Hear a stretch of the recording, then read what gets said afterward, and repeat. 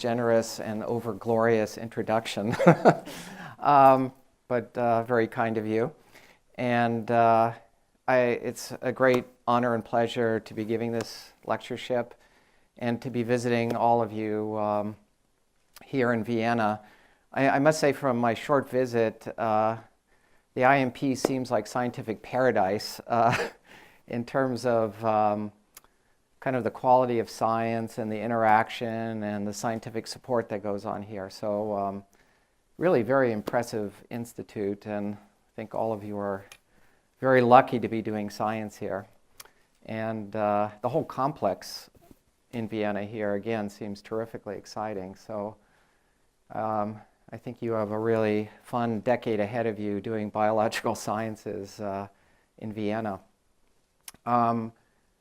Yeah, and anyway, from that introduction, I think the other people that really benefited from my career are patients, because probably would not be the best doctor doing direct patient care. So maybe it was just as well I went into research. Also, just a brief introduction, and maybe I'll come back to this at the very end, but in addition to research, I'm also quite passionate about communicating science. Many of you may know about iBiology, but just as a brief advertisement for those that don't, you know, this is an amazing on-demand online seminar series where you can see, you know, 500 talks from like just a collection of amazing leading biologists. So this project was started because you know, not every institute has named lectureships. Some can't even afford a lecture series, and this is a way of democratizing science around the world. But I think even for some place like this great place, you can't invite every seminar speaker. So, oh, and there's Ellie. You could see Ellie just did an iBiology talk sponsored by EMBO, so we're also working with EMBO. Anyway, I just encourage you to look at the seminar series. And if I do have any remaining time at the very end, I'll tell you about some other efforts that we're doing in science communication as well. Oh, yeah, this is how we do that. We film them. That is not a squid, by the way. That's an octopus. But it's more visually interesting than my seminar will be, because this is how octopus camouflages itself. Isn't it incredible? I mean, what an octopus can do. But this is the style of videos that are in the iBiology talks. So today I'll tell you about, a side project, but I think merged into something very interesting. And I mean, I must say one of the great pleasures about being a PI is loosely directing a lab, but then having amazing young scientists like Anker, Jane, who take the initiative to really initiate projects in the lab that you would never think of yourself as a PI. And that's also part of the fun of it, that you know, you can have young people come and then lead you on new scientific adventures. And so I do want to credit him for really starting this whole project and doing all the work on it. And just as a preview, what I'll tell you about is that we maybe think about protein aggregation, and Anker has come to the conclusion that RNA also may have challenges in maintaining solubility. And in particular, a class of RNAs that I'll tell you about, which come from genes that have nucleotide repeat expansions. And just to entice you here, what you're seeing is a movie of visualizing RNA. This is GFP-labeled RNA, with the RNA being induced in the nucleus, and these RNAs phase separating into these particles here. And what I'd like to do is tell you about the story behind this movie, how Anker came to find this, and also why we think this phenomena could be relevant, a new way of thinking about some very prevalent diseases. So again, I think, you know, protein aggregation is an enormous field, obviously. We're very used to associating protein aggregation with a number of different diseases. A partial list is shown here. But in this talk, but I'll raise is the possibility that under some circumstances, RNA itself might be aggregation prone. And right now, it's still, I would say, premature to say whether it is a cause of disease, but at least I think maybe some of Anker's studies raise this as a possibility that may be worthwhile looking into in the future. So in particular, the type of diseases that I'll focus on are called nucleotide repeat expansion disorders. And these are a collection of genetic diseases. They're either result in neurological dysfunction or muscular dysfunction. And there are quite a number of them. There are, in fact, over 30 such diseases identified. Some of the better known ones include Huntington's, Fragile X, some forms of ALS, and myotonic dystrophy. And the underlying symptom is similar in all these diseases, and that basically is that within a gene, there's an expansion of a very simple, often just a triplet nucleotide repeat that gets expanded over and over again within that gene. And for example, in Huntington's disease, most individuals have some expansion of this simple CAG repeat, but within some families there are increased expansion of that repeat. And the expansion of that repeat, the number of those repeats usually correlates both whether the disease occurs and also the severity of the disease and the onset of the disease. So in the case of Huntington, usually it's a more milder defect with 30 to 40 of these CAG repeats, and more severe and more affected if the number gets above 40. And I'll come back to this number issue again in my talk later. And currently, all of these diseases that are characterized by these nucleotide repeat expansions are untreatable. So this just shows a larger but still subset of all these diseases. And the main point I want to make is that the repeats are usually simple. They're either between 3 and 6 nucleotides. You can see, with one exception on the bottom, that they're primarily GC-rich containing repeats. And the other interesting thing about them is that these repeats can occur in a number of differ' places in the gene. So in some cases, they're encoding regions, as I'll discuss in the next slide, but they're also found within non-coding regions, the 5' UTR, 3' UTR, or introns. So the location in both coding and non-coding regions can vary, and also they can occur in a number of different genes. In fact, in some cases, the repeat can occur in 2 totally unrelated genes, but the result of that expansion gives rise to very, very similar clinical manifestations, like Huntington and Huntington-like disease. Very similar clinically, although they occur in different genes. And again, another feature that's true for all of them is that it seems as though the repeat has to reach a critical threshold of number before the disease becomes manifest. Again, we'll come back to that later. So what are the models for how this might occur?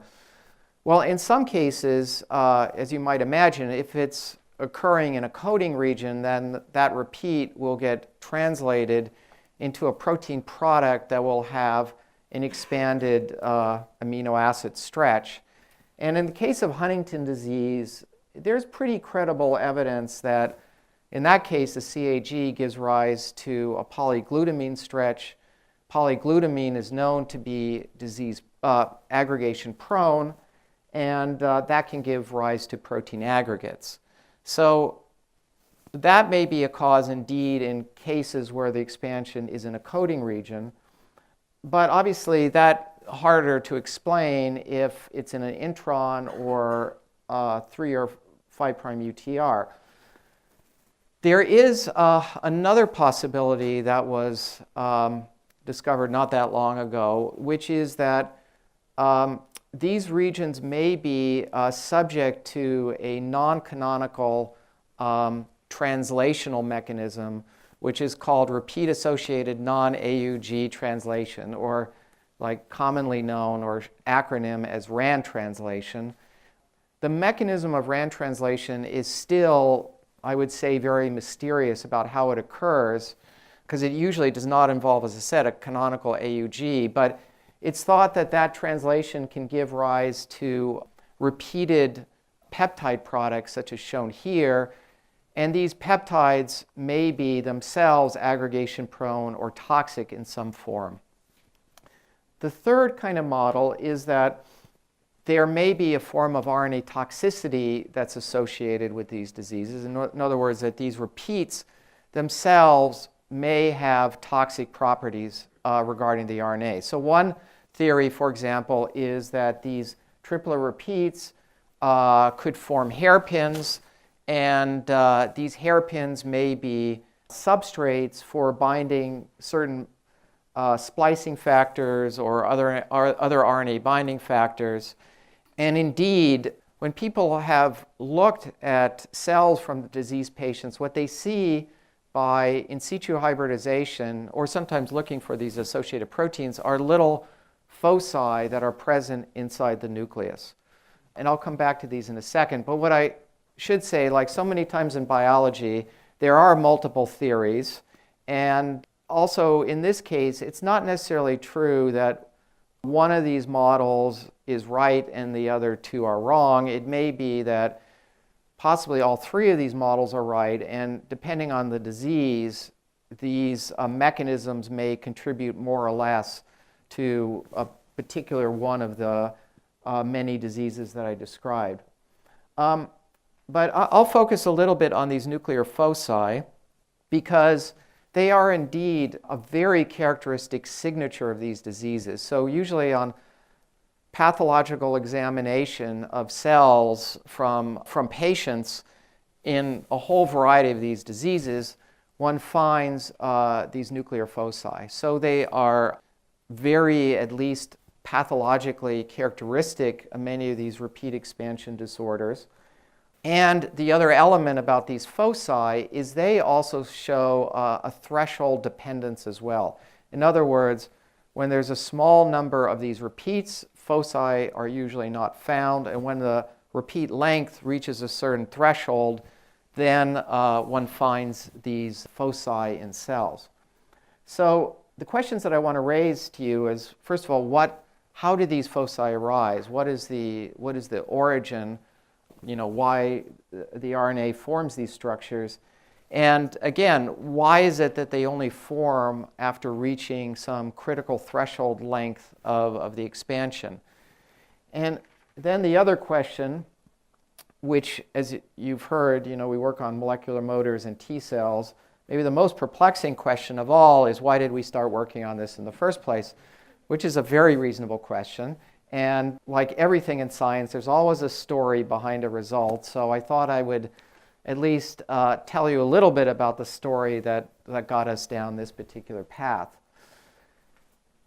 Certainly the story that I'm going to tell you about, it intersects with what has now become kind of very hot, or at least area of great focus right now in cell biology, which is phase separation.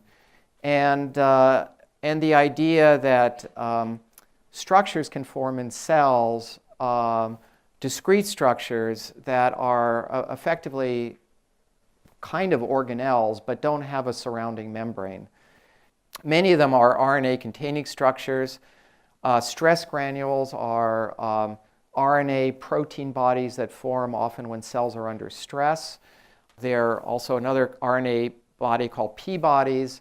And in the nucleus, even the nucleolus and Cajal bodies and speckles and all of these nuclear bodies are other examples of kind of non-membranous particles that are thought to form by a phase separation phenomena. We actually became interested in, not originally through an RNA, but through T cell signaling. And although I'm not going to go into T cell signaling in great depth, what I would say is that, as you might imagine, there are many proteins involved in the signaling pathway in T cells. But the striking observation was that when one looks at many of these signaling proteins by microscopy, you find they're not diffuse throughout the membrane, but they form, again, discrete particles. And you can see that in this diagram here. So, this has, I think, attracted us to the phase separation area. In fact, we began working on this a long time ago, like in even the early 2000s. And a protein of particular interest here was this protein LAT, which we thought is up here, but also may be responsible for many of these protein microclusters in the T cell signaling pathway.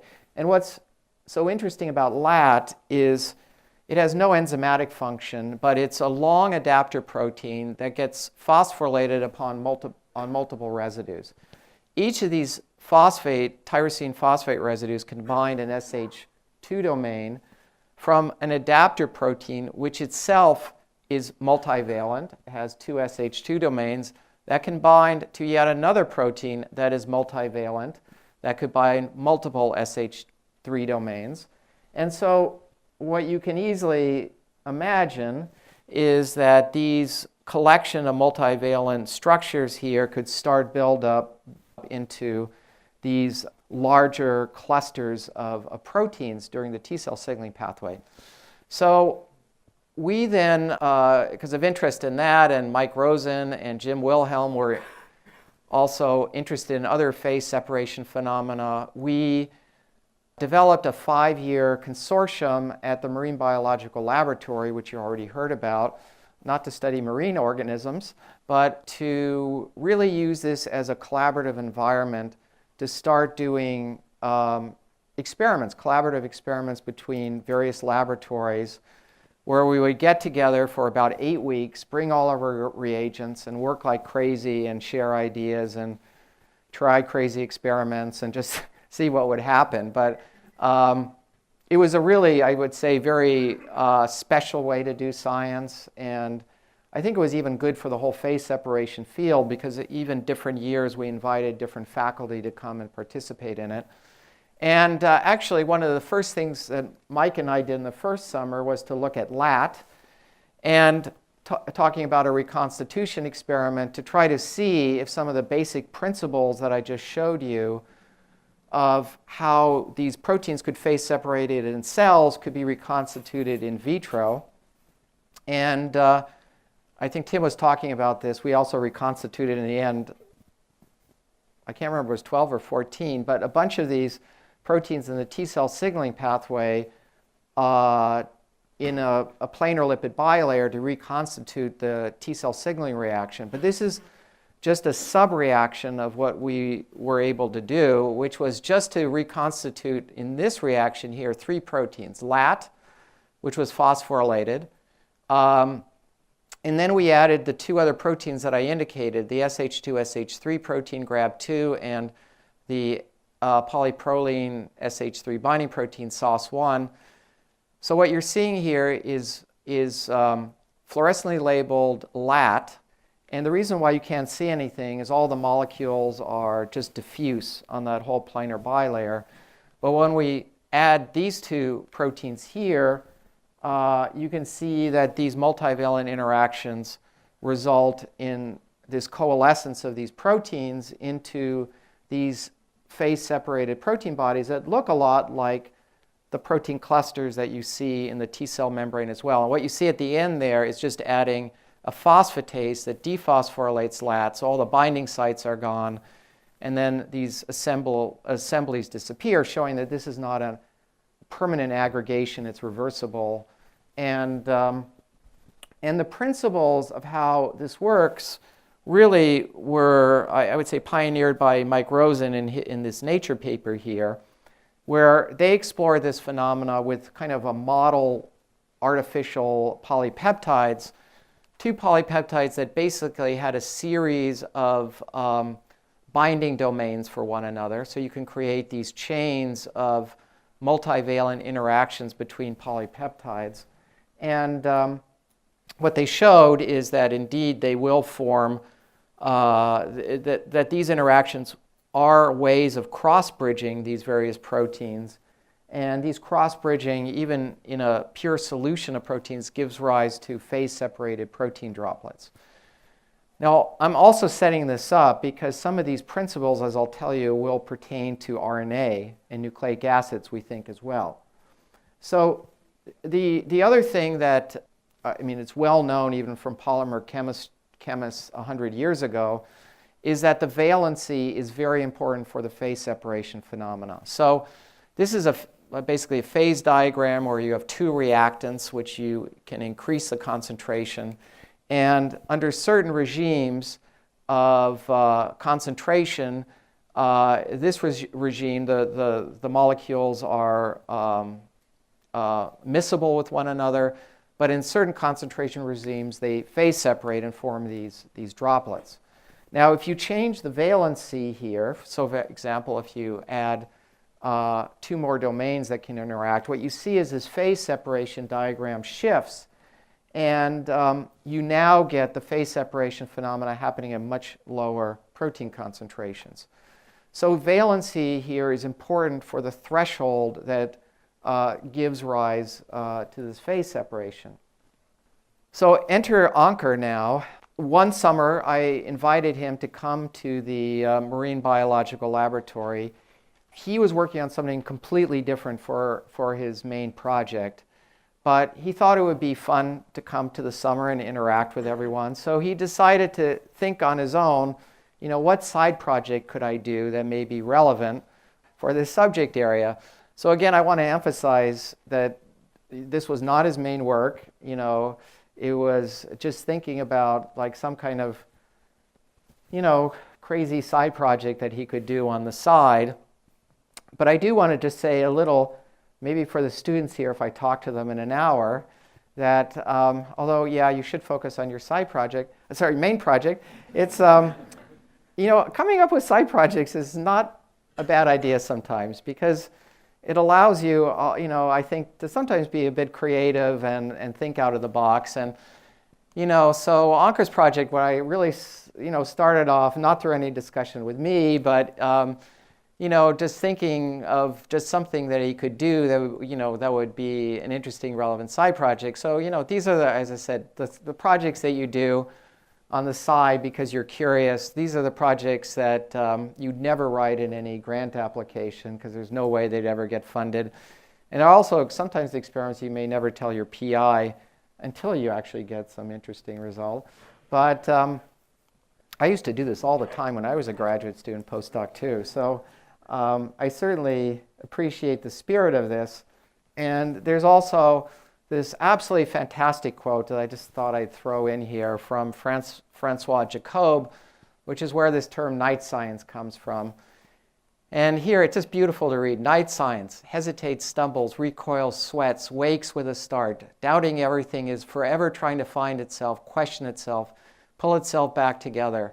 Night science is a sort of workshop of the possible, where what will become the building material of science is worked out, where phenomena are still mere solitary events with no link between them, where thought makes its way along meandering paths and twisting lanes, most often leading nowhere. What guides the mind then is not logic, but instinct, intuition, the need to understand. I think it's a beautiful quote, and I think at some level, kind of in our heart, reminds us why we love science and why we do science. And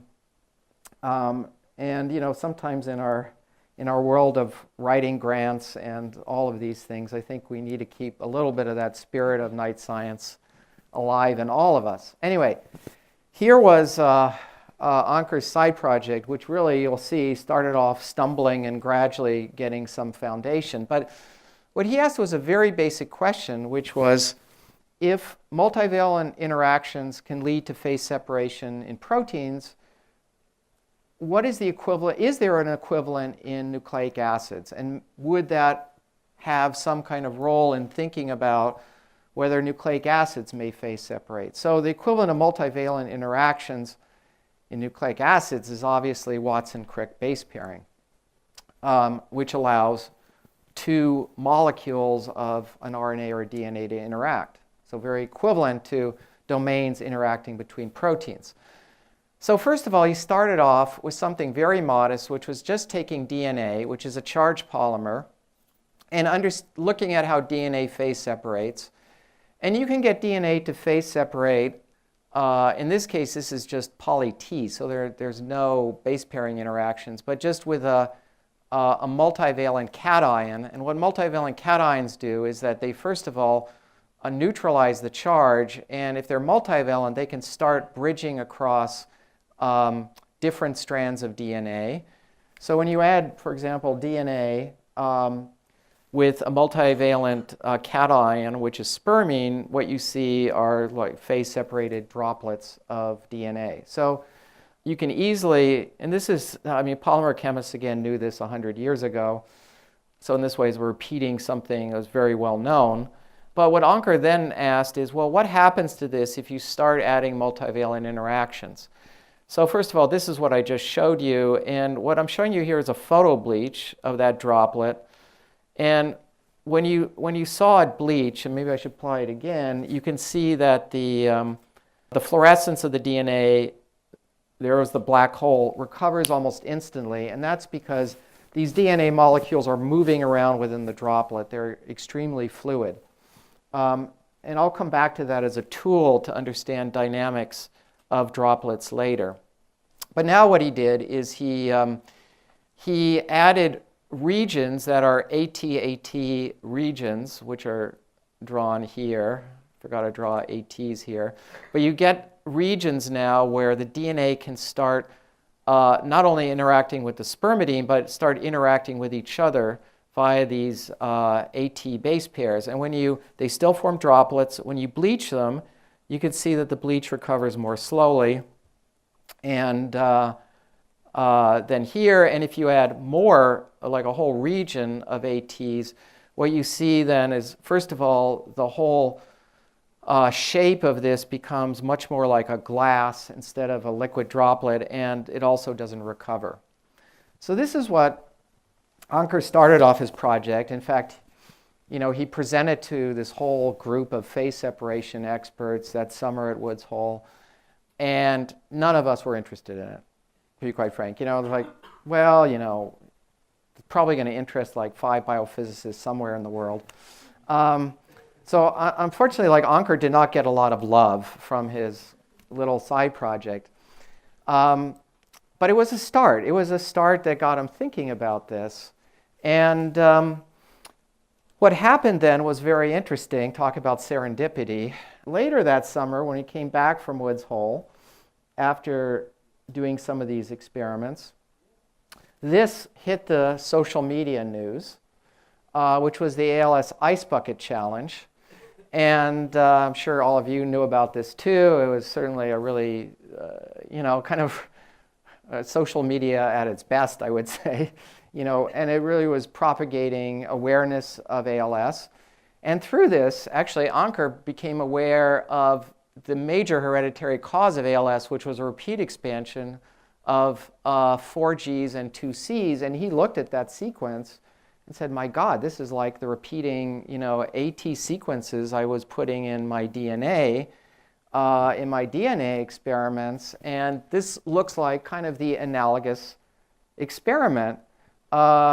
Only here, coming out of a disease, and in this case, not DNA, but RNA. So this is where everything changed, right here, because he then made the connection between what was kind of an abstract biophysical experiment and, a potential very important biological situation and disease indication. So he began to look at this. And I should say, going back to how are these foci thought to be formed, they were, the model was that, as I said, they're hairpins, they're proteins that bind and they give rise to foci. Although in reality, this is what was in all the reviews and papers, it's not really clear why this structure actually gives rise to any foci, first of all. Just theoretically, it's not clear why that would give rise to that. And what Anker made just a very, very simple, conceptual new idea. And it was a not complicated idea, and sometimes it's amazing how new ideas and new fields can arise from very simple and uncomplicated thinking, and sometimes you just need like a new way of viewing it than other people have viewed in the field before. But Anker just said, sure, you can get hairpins, but what happens if you put a very long RNA that has multiple of these repeating units? Why does it always have to be hairpin? Couldn't you starting to get these multivalent interactions that analogously could give rise to a phase separation phenomena, just as I described to you previously for proteins? So, and potentially in disease, maybe this gives rise to some kind of RNA aggregation. So, the idea is, do these structures really form? Will that result in a phase separation, not of a protein, but of an RNA? So he started off doing this first by in vitro transcription, just making pure RNA, so no protein. I would say in the field before, obviously there was RNA protein structures that form like stress granules and P bodies, but the field mostly thought that the RNA was kind of a dumb scaffold and the proteins were driving most of the phase separation. But here was a potential situation where the actual sequence of the RNA may be important for phase separation. So here is labeled RNA, just pure RNA, no protein. Here's a CAG repeat, like for Huntington, and it phase separates. DM1, a different triplet repeat. And if you make the same length of RNA, but you just scramble the order of these nucleic acids, so it's a reasonable control, under these same conditions, the RNA doesn't phase separate. And now, getting back to this issue of valency, so I mentioned before that a lot of nuclear foci, in fact disease, show this threshold phenomena where you have to reach a certain critical threshold before you start seeing foci forming in cells. So Anker asked the obvious question, is there also repeat length dependence? So here is 20 repeats, very little foci formation, but just the difference between 20 and 30 reaches this threshold where now you kind of reach this critical length dependence in vitro. This is pure RNA, and you now start seeing this valency playing an important role and leading to this abrupt transition in the phase separation phenomena. And in fact, this length here is not, I don't want to be too dogmatic about this, but it is not dissimilar to the repeat threshold length of CAG repeats, for example, in Huntington's. So then Anker went back to this hexanucleotide repeat. This is the most common mutation in familial ALS and frontal temporal dementia. Again, it has not as well characterized, but it also has some kind of repeat threshold dependency. Now, the interesting thing about this repeat is that it has the potential to form another kind of nucleic acid interaction called a G quadruplex. And this is interaction probably everyone's familiar with, Watson-Crick base pairing. But a quadruplex is basically a planar arrangement of guanines that form hydrogen base pairs with a stabilizing cation in the middle. So it's a planar structure held together of four Gs. And most of the time, these are shown as the Gs coming from a single RNA. So if this is like one RNA and the Gs are contributed by in cis from the same RNA. But again, Anker said, okay, why do they always have to be cis? Couldn't you get the vertices of this quadruplex formed by different RNAs? So again, he began to test that, and again found this repeat length dependence phase separation. Interestingly, again, qualitatively it also forms a very different looking structure, and that's probably because the interactions of these quadruplex are very different and stronger than the Watson-Crick base pairing, but it forms like a more glassy-like structure. Okay, so now Anker went from in vitro to in vivo. Of course, this is all nice. It's in a test tube. Good thing about it, it's clean RNA, so you can study the rules with pure RNA, no protein, but is this relevant inside of cells? So Anker then developed a really nice in vivo assay to look at this. What he did is he had a region, a transcript where he could put these repeats.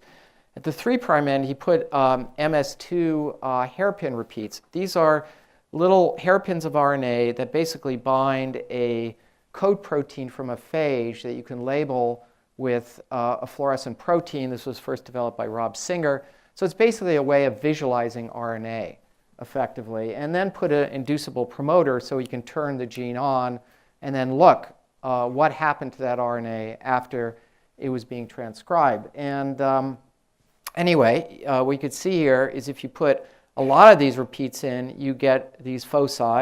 And if you put few repeats, you don't. The RNA gets exported to the nucleus.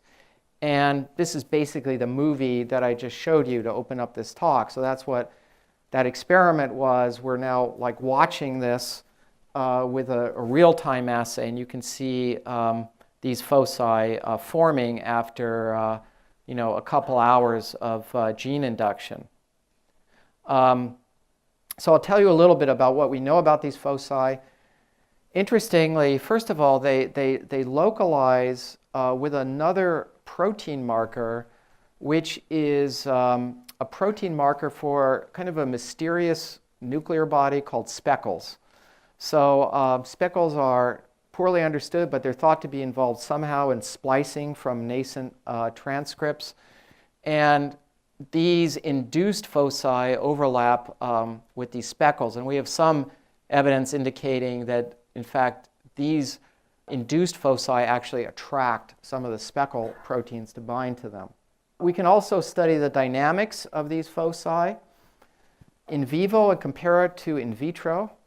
Interestingly, in vitro, I showed you that photobleaching experiment before, which is a good way of asking how dynamic are the molecules within these foci.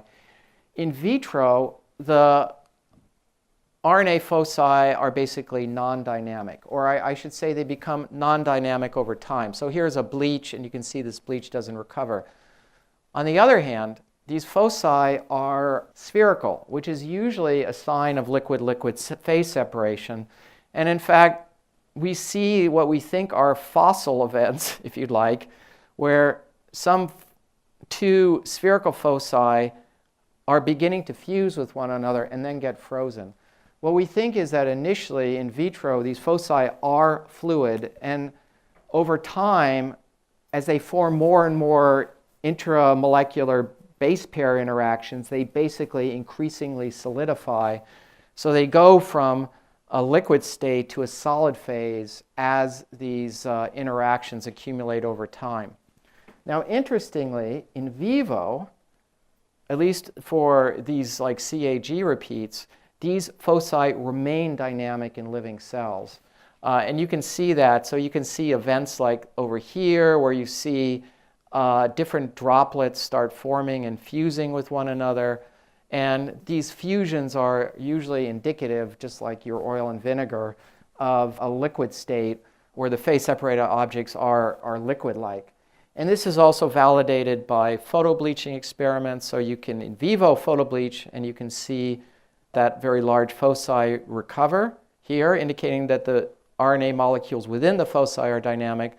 Or even bleach a whole particle, it recovers, which must mean that RNA is actually exchanging between these foci as well to allow that foci to recover its fluorescence. So this is different than in vitro, and this is a speculation, but we think the difference between in vitro and in vivo may be that ATPases, RNA helicases perhaps, are remodeling these RNAs constantly, or trying to, in vivo. So if we deplete ATP from the cell, for example, and then do this photobleaching, the bleach doesn't recover if the cells were depleted from ATP.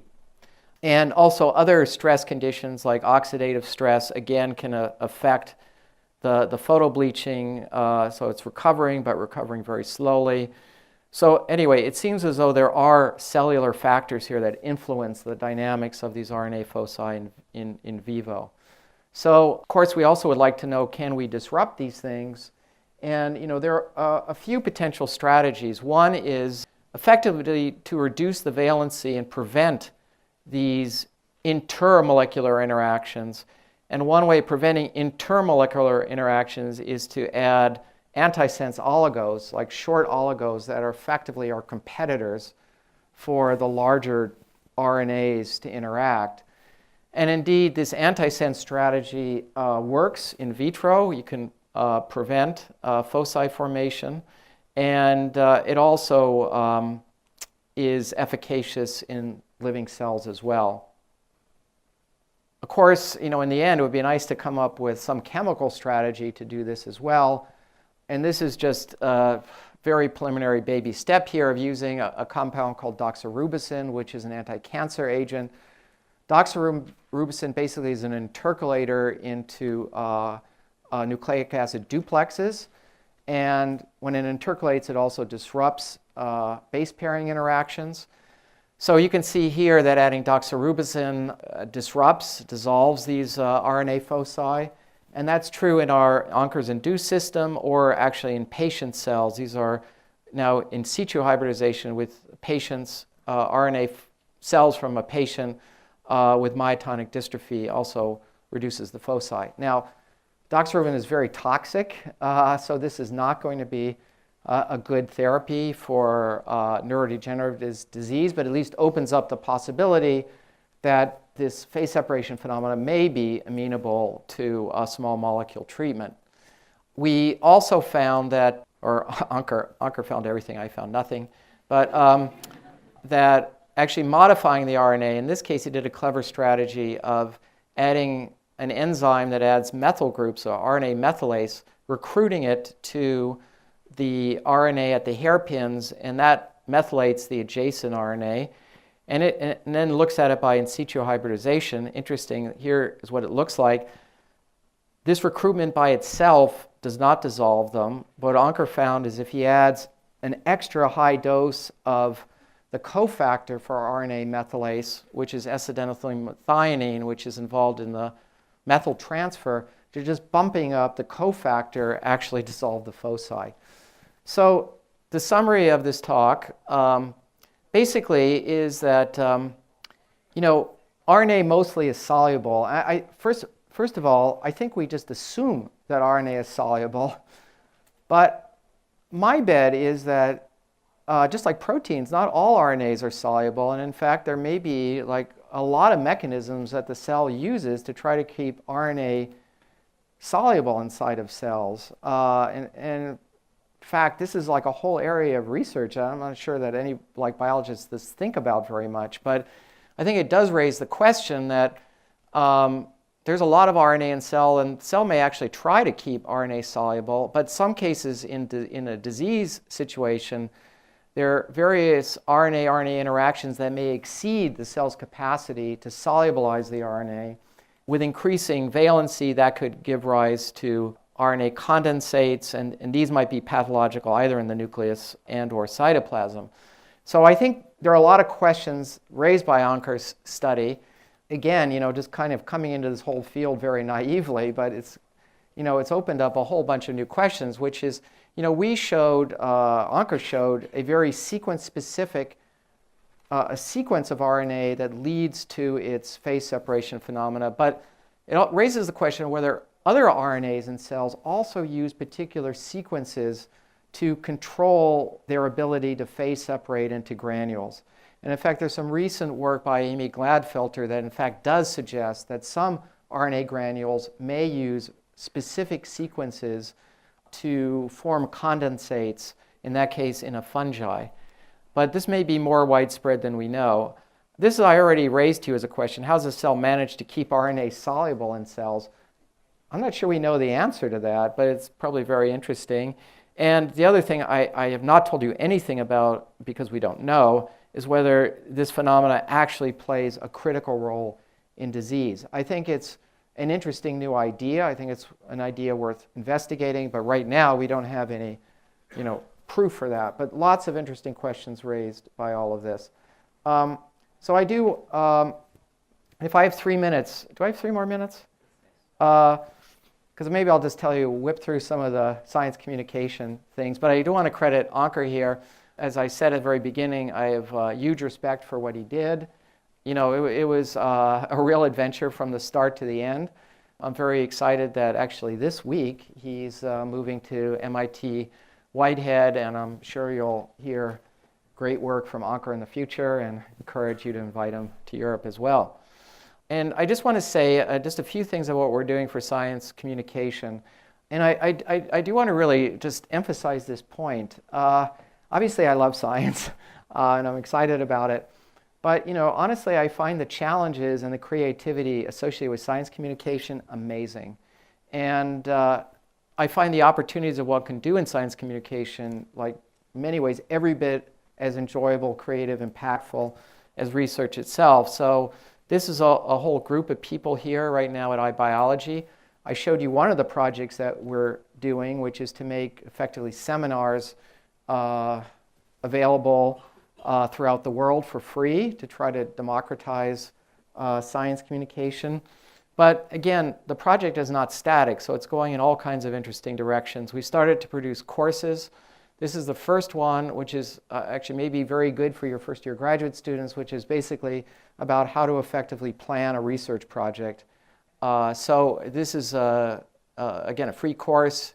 We ran it as like a MOOC-like course, but it's now available just as a free online course. And we're also developing a new course right now, which is more about how to conduct rigorous research. So that will be another course that is going to come out.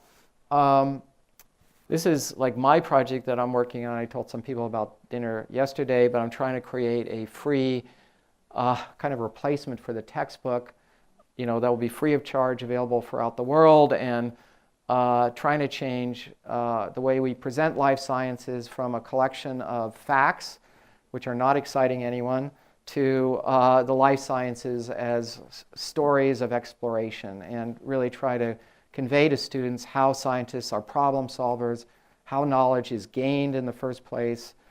It's not about memorizing knowledge, it's understanding how the amazing process whereby human beings can figure this stuff out, and also bring a lot more of understanding of science and wonder of science back to people that are encountering for the first time. Because right now I think many people take biology classes and are like disillusioned and don't want to take science again. And I think that's, we should be doing exactly the opposite. We should be like inspiring young people to enjoy and be interested in life sciences. These are the people contributing to that textbook project. So a lot of really interesting people contributing. So this will probably come out in February. And the last project, I won't say more about it, but is efforts to try to improve how we communicate with one another, scientist to scientist, through scientific publications. I think to some extent we've reached a tipping point, as indicated by this survey, about how pleased we all are about transmitting our results to other scientists. And I remember when I was a graduate student, I really used to look forward to writing my paper, sending it out to review, and getting the reviews back. It was actually something that was an exciting part of science, and now it's become like almost a fearful part of science, and I don't think this is where it should be for young people. Again, I think this should be something, we have to return a little bit of the spirit of joy back to how we communicate results to one another. So this is what this organization is doing. Jessica Polka is executive director. This is very much a grassroots scientific organization. We've been working on preprints, bringing awareness to the life sciences. We've also recently just had a Nature comment come out like a couple weeks ago, an effort to try to make peer review reports, not the names, but just the reports, transparent. So peer review, there are a lot of disadvantages by making it behind this mysterious black box. And in the future, we may think about other ways to improve scientific evaluation through publication. So anyway, happy to discuss that with students. And with that, I thank you for your generous extra 5 minutes of time, and appreciate the invitation here. It's been a great visit, and I'm very grateful to come here.